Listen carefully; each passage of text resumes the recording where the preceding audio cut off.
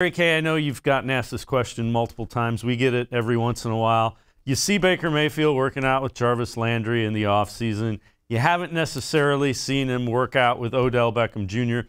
This year there's a reason. It's because Odell's still rehabbing. Is that a concern? Is that anything that you think leads to, their chemistry or lack thereof? Or is it just, it is what it is, for lack of a better term? You know what? I think they'll be fine. I think that it will help if they can get together somehow at some point this offseason and work out together. I don't know if that will happen or not before training camp. Not really even sure yet, like we talked about before, if there will be that mandatory minicamp. If there is, I think they'll be able to set the foundation there. And if they can get together, I know some of those guys are going to be working out again in Weston, Florida at House of Athlete. Maybe Odell will be ready by that time.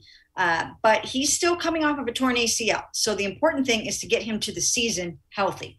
Now, every time we've ever asked him about that chemistry with Baker Mayfield, he has always attributed it to, just being on the field, time on task during a game. He always says, just throwing and catching on air is not going to cut it. You've got to find your mojo together during a game. And he feels very strongly about that. But I do think that there would be something to be said for those two just repping it and working together. Because we saw that's what happened with Baker Mayfield and Rashard Higgins. They got really good together in training camp in Baker's rookie year because they were on that second team together.